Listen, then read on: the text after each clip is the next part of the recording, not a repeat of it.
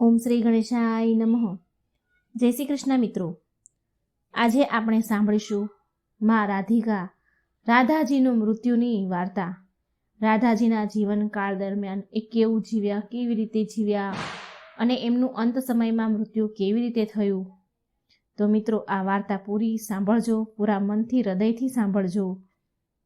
આપણે રાધાજીનું નામ લઈએ તો કૃષ્ણ ભગવાનનું નામ ન આવે એવું તો બને જ નહીં, કારણ કે રાધા અને કૃષ્ણ હંમેશા એકબીજાની પૂરક રહ્યા છે અને એક આત્મીય પ્રેમની મિસાલ છે, જે બધા સુખોથી પણ ઉપર છે.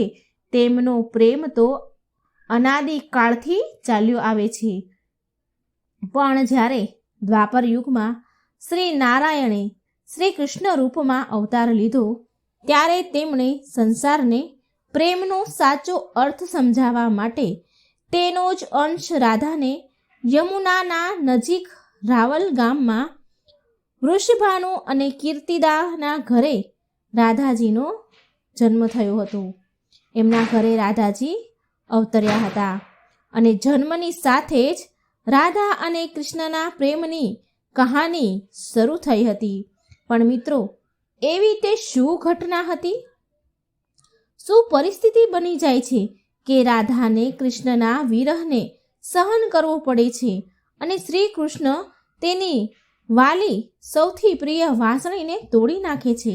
આ બધા સવાલના જવાબ આપણે આ વાર્તામાં સાંભળીશું. મિત્રો, એવું કહેવાય છે કે રાધા જન્મથી જ આંધળા હતા અને સ્વર્ગ લોકથી જ રાધાજી વચન લઈને પૃથ્વીલોક પર આવ્યા હતા. એવું વચન લઈને આવ્યા હતા કે જ્યારે તેની પહેલી નજર શ્રી કૃષ્ણ ભગવાન પર પડશે, જ્યારે પહેલી વાર એ ભગવાન શ્રી કૃષ્ણને જોશે, ત્યારે જ આ સંપૂર્ણ સંસારને જોશે, નહીં તો આંખો ક્યારેય ખોલશે નહીં. તો શરૂઆતથી જ રાધા અને કૃષ્ણ એક સાથે જોડાયેલા રહ્યા છે. બાળપણમાંથી જ કૃષ્ણ ભગવાન તેમની લીલાઓ અને મીઠી મધુર વાંસળીના સૂરથી પૂરા બરસાના વાસીઓના લોકોનું મન મોહિત કરતા રહ્યા હતા. અને રાધા અને કૃષ્ણ 8 વર્ષની ઉંમરમાંથી જ તેમના પ્રેમનો આનંદ લેવા લાગ્યા હતા.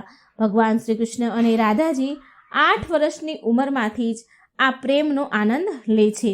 શ્રી કૃષ્ણને તેના જીવનમાં રાધા અને વાંસળી આ બે સૌથી વધારે પ્રિય હતા અને જે આપસમાં એકબીજા સાથે ઊંડાણથી જોડાયેલા હતા.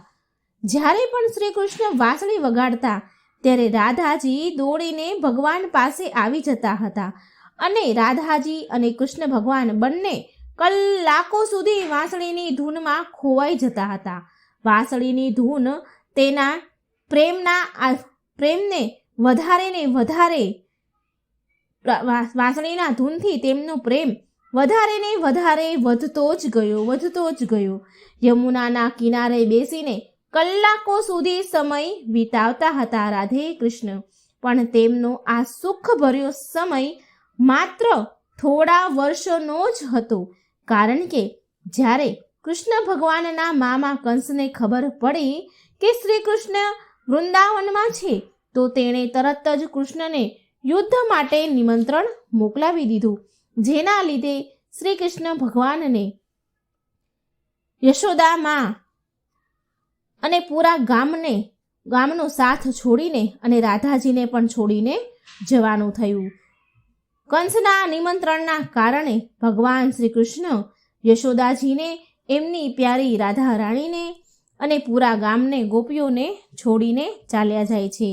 આ વાત કૃષ્ણ અને રાધાને બંનેને ખબર હતી કે કૃષ્ણ હવે વૃંદાવન પાછા ફરી ક્યારેય નહીં આવે અને બહુ સમય સુધી તે એકબીજાને મળી પણ નહીં શકે.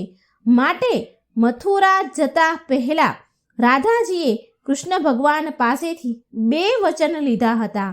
એમાં પહેલું વચન હતું કે રાધાના હૃદયમાં હંમેશા કૃષ્ણનો વાસ રહેશે, કાનાનો વાસ રહેશે. અને બીજું વચન એ અનુસાર હતું કે મૃત્યુના પહેલા તેમણે કાનાના દર્શન થશે.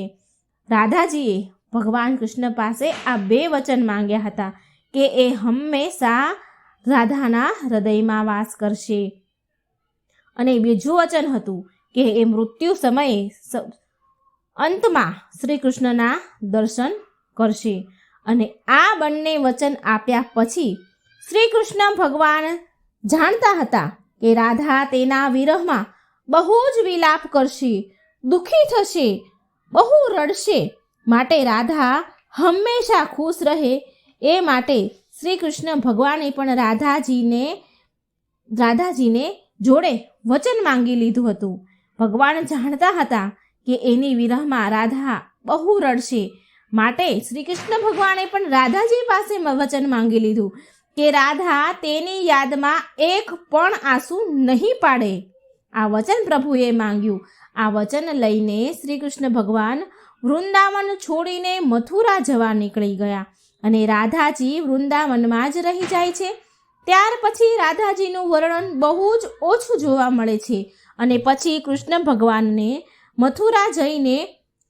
શ્રી કૃષ્ણ ભગવાન મથુરા જઈને મામા કંસનો વધ કરે છે અને તેમના માતા પિતા દેવકીમાં અને વાસુદેવને મુક્ત કરે છે. અને પછી શ્રી કૃષ્ણ ભગવાને પ્રજાની રક્ષા માટે મથુરાથી આગળ વધીને દ્વારકા નગરીની સ્થાપના કરી અને ત્યારથી તેમને દ્વારકાધીશ પણ કહેવાયા. શ્રી કૃષ્ણ ભગવાન દ્વારકામાં રૂક્ષ્મણી અને સત્યભામા સાથે લગ્ન કરે છે અને સાથે સાથે કૃષ્ણ ભગવાનને 16,108 રાણી પણ હતી, જેમાંથી રૂક્ષ્મણી તેમના સૌથી પ્રિય પત્ની હતા.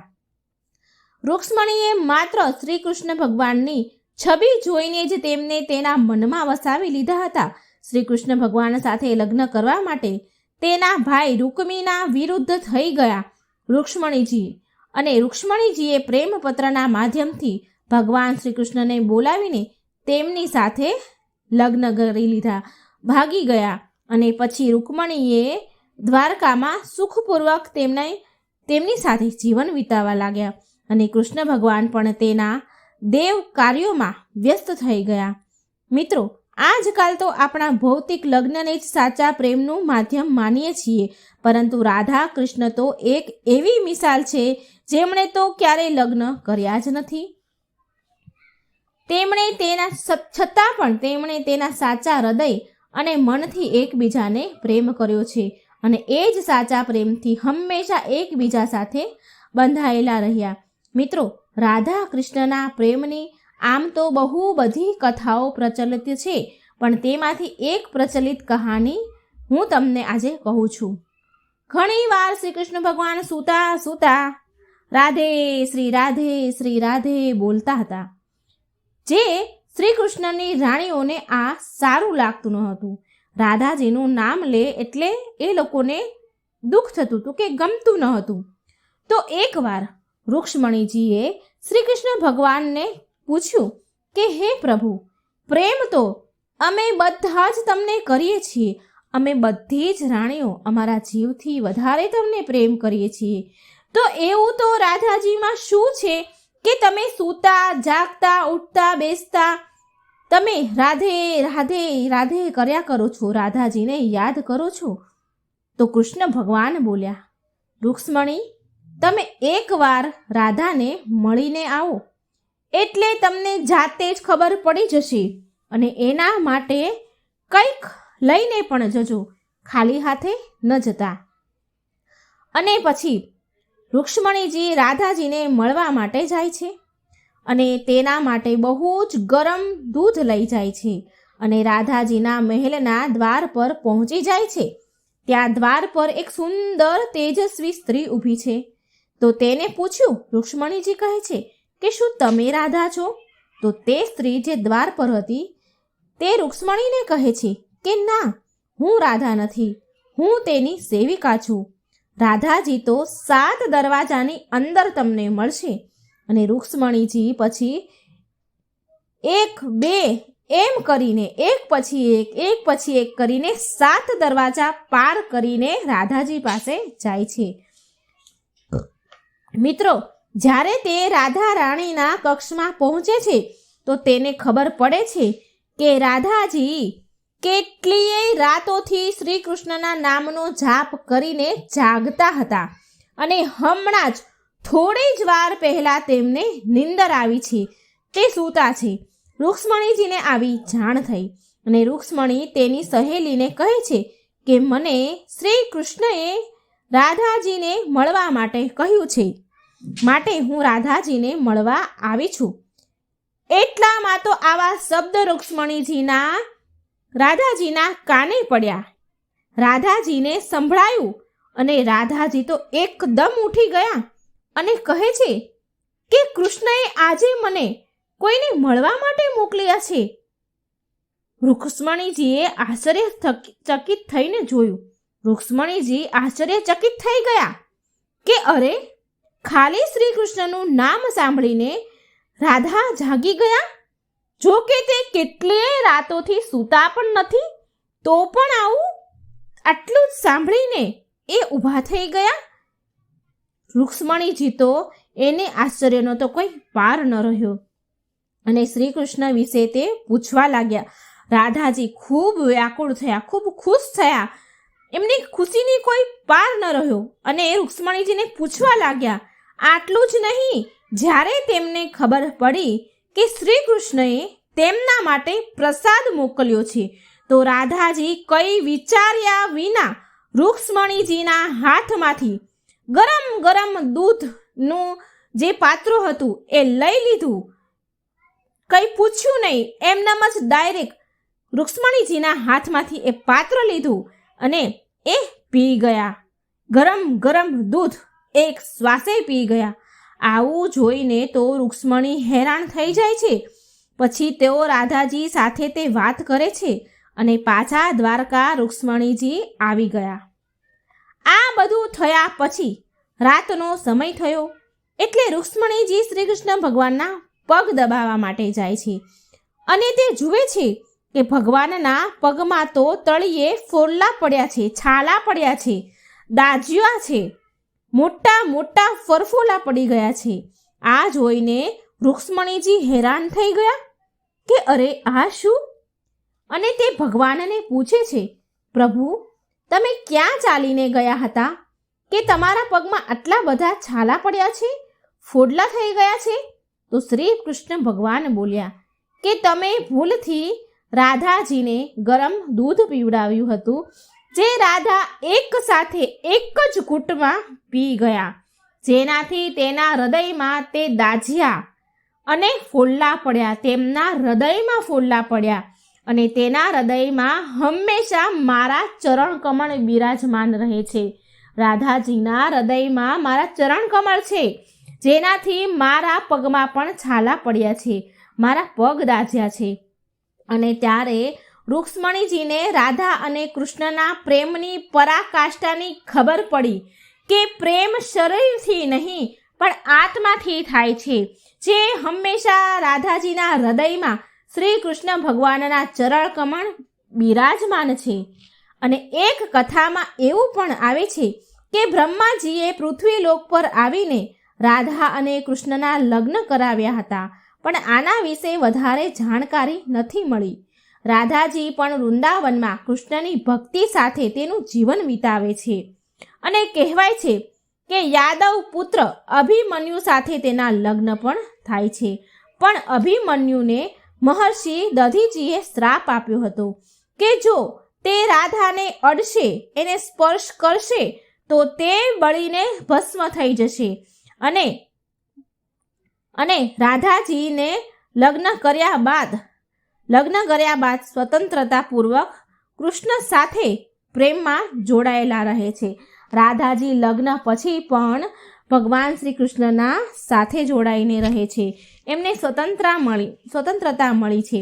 બહુ વર્ષો પછી રાધાજી તેનું વિવાહિત જીવન બહુ જ સારી રીતે નિભાવે છે અને પછી તે બધી જ જવાબદારીમાંથી જ્યારે મુક્ત થઈ જાય છે તો પછી તે શ્રી કૃષ્ણ ભગવાનની પાસે દ્વારકામાં આવી જાય છે. દ્વારકામાં પહોંચે છે. પછી રાધા અને કૃષ્ણ આપસમાં મૌન રહીને અભિવ્યક્તિથી કલાકો સુધી એકબીજા સાથે વાર્તો કર્યા રહ્યા. બિલકુલ મૌન રહીને રાધાજીને શ્રી કૃષ્ણ સિવાય દ્વારકામાં કોઈ ઓળખી જ ન શક્યું. પછી રાધાજી શ્રી કૃષ્ણના મહેલમાં રહેવા લાગ્યા અને શ્રી કૃષ્ણ ભગવાને પણ રાધાજીને તેના મહેલમાં દેવિકાના રૂપમાં નિયુક્ત કર્યા, જેના લીધે રાધાજી મહેલમાં કામ કરવાની સાથે સાથે જ્યારે પણ સમય મળે ત્યારે પ્રેમપૂર્વક શ્રી કૃષ્ણ સાથે વાતો કરતા હતા. પણ શ્રી કૃષ્ણ તો તેના રાજપાટ અને બીજા બધા કાર્યોમાં વ્યસ્ત રહેવા લાગ્યા. તેમની પાસે વધારે સમય ન હતો રાધાજી સાથે સમય વિતાવવાનો. જેવું તે વૃંદાવનમાં એક સાથે સમય વિતાવતા હતા એવો સમય હવે શ્રી કૃષ્ણ ભગવાનને દ્વારિકામાં મળતો ન હતો. અને રાધાજી તો તેના જૂના પહેલાના કૃષ્ણને જ યાદ કરતા રહે, જે પહેલા વધારે સમય એકબીજા સાથે રહેતા હતા. અને રાધાજી પછી શ્રી કૃષ્ણ ભગવાનના વધારે સાથ ન મળવાથી, વધારે સમય સાથે ન રહેવાથી તેનું મન વ્યાકુળ થવા લાગ્યું, દુઃખી થવા લાગ્યું. અને તેને ડર લાગવા લાગ્યો કે જે સ્થાન તેના હૃદયમાં છે શ્રી કૃષ્ણ ભગવાનનું, જે છબી છે, જે પ્રેમ ભાવ છે, તેના પ્રત્યે તો તે ક્યાંક ઓછો ન થઈ જાય. એમને એવો ડર બેસી ગયો કે ક્યાંક પ્રેમ મારો ધૂંધળો ન થઈ જાય. અને આ જ ડરથી રાધાજીએ ચૂપચાપ કોઈને કહ્યા વગર રાજભવન અને દ્વારિકા નગરી છોડીને ચાલ્યા ગયા, દ્વારિકા નગરી છોડી દીધી. અને આમ જ રાધાજીએ ઘણો સમય પછી દ્વારિકા નગરી છોડ્યા પછી પણ ઘણો સમય નીકાળ્યો શ્રી કૃષ્ણને છોડીને. અને જ્યારે રાધાજીનો અંતિમ સમય નજીક આવ્યો ત્યારે તેમણે શ્રી કૃષ્ણનું સ્મરણ કરીને તેમને યાદ કરે છે. તેમને ખબર પડી કે હવે એમનો અંતિમ સમય આવી રહ્યો છે, એટલે રાધાજીએ ભગવાન શ્રી કૃષ્ણનું સ્મરણ કર્યું અને એમને યાદ કર્યા, તેના વચનની યાદ અપાવી. અને રાધાજીના યાદ કરવાથી શ્રી કૃષ્ણ ભગવાન દોડીને આવી ગયા શ્રી રાધા પાસે.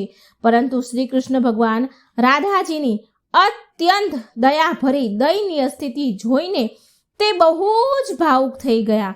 અને પછી તેમણે રાધાજીને અંતિમ સમયમાં તેમનાથી કંઈક માંગવાનું કહ્યું. અને રાધાજીએ તેમની સામે માત્ર એક જ ઈચ્છા પ્રગટ કરી હતી કે તે જીવનના અંતિમ ક્ષણોમાં શ્રી કૃષ્ણનું તે રૂપ જોવા માંગે છે જે રૂપ તે વૃંદાવનમાં જોતા હતા. તે ભગવાનની તે જ વાંસળીની મધુર ધૂન સાંભળવા માગે છે.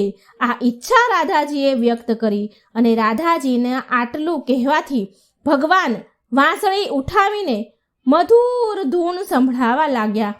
અને રાધાજી અને શ્રી કૃષ્ણ ભગવાન વાંસળીના મધુર ધૂનમાં સાંભળતા બંનેની આંખમાંથી પ્રેમની ધારા વહી રહી હતી. બંનેની આંખોમાંથી ખૂબ આંસુ વહી રહ્યા હતા. અને વાંસળીની તે મધુર ધૂન સાંભળતા જ રાધાજીએ કૃષ્ણજીની સામે જ તેના પ્રાણ ત્યાગી દીધા. તેની નજરની સામે જ રાધાજીનું મૃત્યુ થઈ ગયું. અને પછી રાધાજીના મૃત્યુનું દુઃખ કૃષ્ણ ભગવાનથી સહન ન થયું અને એટલા બધા વિચલિત અને દુઃખી થયા કે તેમણે તેની તે વાંસળીને ત્યાંની ત્યાં જ તોડીને ફેંકી દીધી. અને આમ રાધાજીના મૃત્યુ પછી શ્રી કૃષ્ણ ભગવાને હંમેશા માટે વાંસળીનો ત્યાગ કરી દીધો હતો, વાંસળીને છોડી દીધી હતી. વાંસળી અને રાધાજીનો એક અદ્ભુત સંબંધ હતો કાના સાથે. અને માટે જ રાધાજીના મૃત્યુ પછી વાંસળી તો શું, કોઈ પણ વાદ્ય યંત્ર ને હાથમાં પણ શ્રી કૃષ્ણ ભગવાને નથી લીધું. મિત્રો, રાધા કૃષ્ણની પ્રેમ કહાની માટે કહેવાય છે કે એક જીવ અને બે શરીર. રાધાને સંગ સ્નેહી, જેના શરીર માત્ર અલગ હતા પણ તેમની આત્મા તો એક જ હતી. તો મિત્રો, આ બહુ સરસ હૃદયને સ્પર્શી જાય એવી રાધાજીના મૃત્યુની કહાની હતી. જો મિત્રો સારી લાગે તો મારી આ વાર્તાને લાઈક કરજો, શેર કરજો. મારી ચેનલમાં નવા હોય તો સબસ્ક્રાઈબ જરૂર કરજો. જય શ્રી કૃષ્ણ. રાધે રાધે.